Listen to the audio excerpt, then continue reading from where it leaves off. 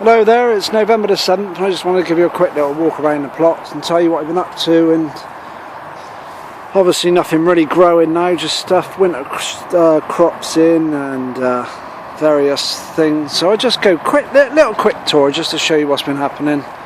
As you can see, we've had a lot of rain but not any frost yet in Bristol, because you can see there the nasturtiums, which didn't flower a lot this year. There are some flowers in there still flowering, but there weren't many, and I believe that's because the soil was too rich. Apparently they like poor soil. That's what one of the ladies down here has told me. So something else I've learned. At the front of the new plot, the newest of the new plots, which is the second bit of the old new plot, just to confuse you, I planted some tulips, some hyacinths, and as you can see, wallflowers. But this is very, very wet here. I don't know if you can, as you look at the plot, you can see it goes down in a dip.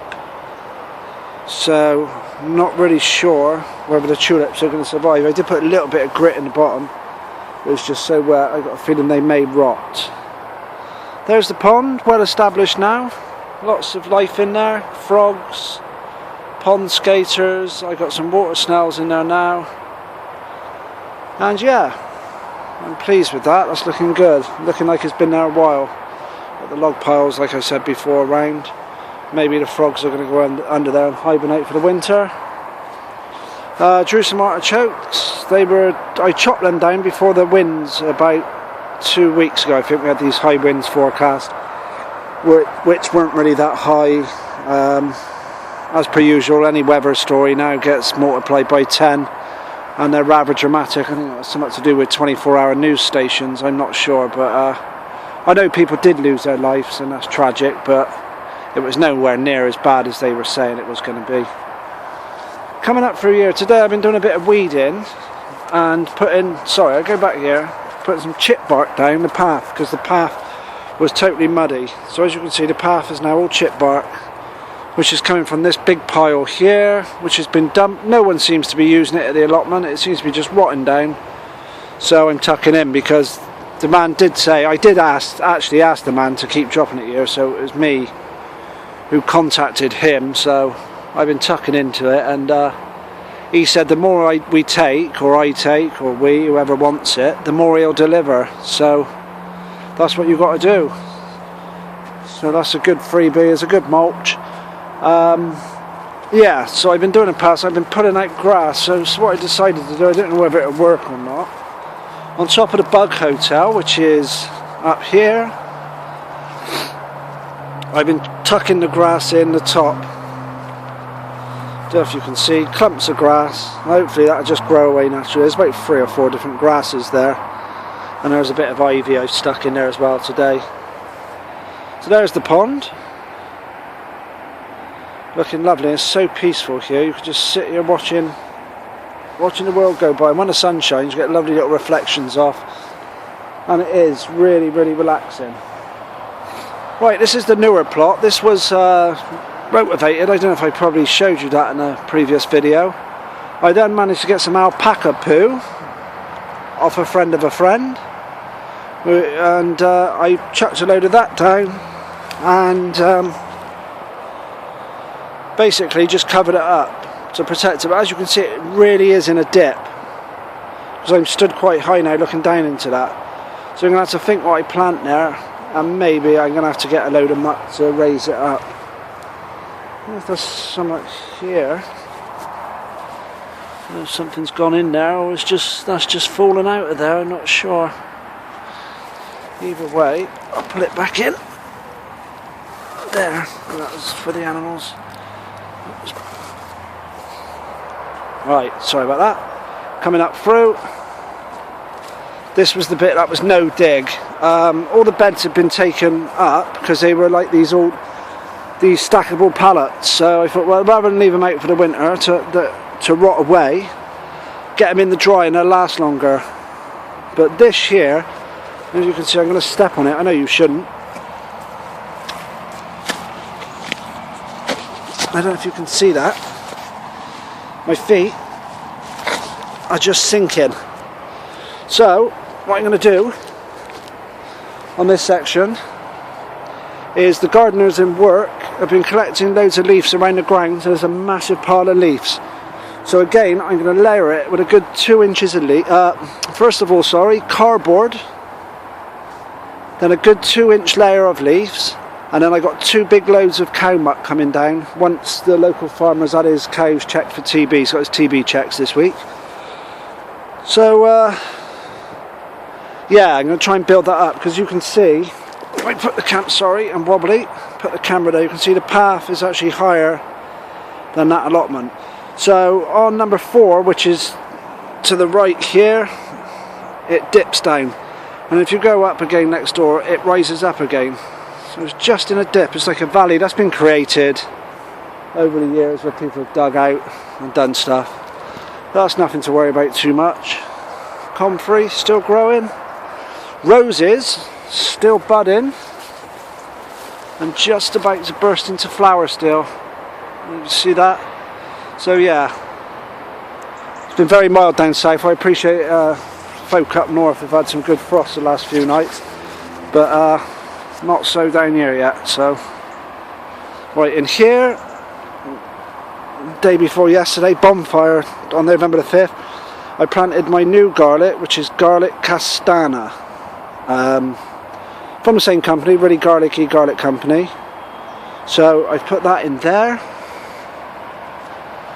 I've got my old variety, which I've kept, music, in this bed here, and then coming up around I have more castana in this bed here, because my garlic, I didn't dry it out properly this year and it's a bit mouldy, so I'm growing extra this year, so I got seed for next year, as well as being self-sufficient in garlic.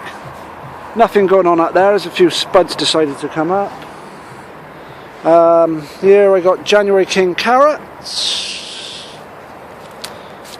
chard, and this Italian beetroot. I don't know if we can see if there is any. There's a bit, I didn't thin it out. Yeah, it's down there, look. I don't know if you can see that, it's just getting dark now.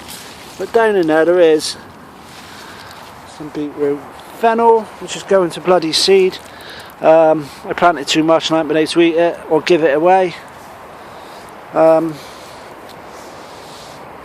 Asparagus now is just starting to die off. That'll get cut down soon. And I'm hoping this year I can make a trip to Breen or Weston-super-Mare, local beaches, and get a load of seaweed and give it a good top dressing of seaweed. Leeks come on really nice now. They'll sit there until I need them now. I'll start eating them now.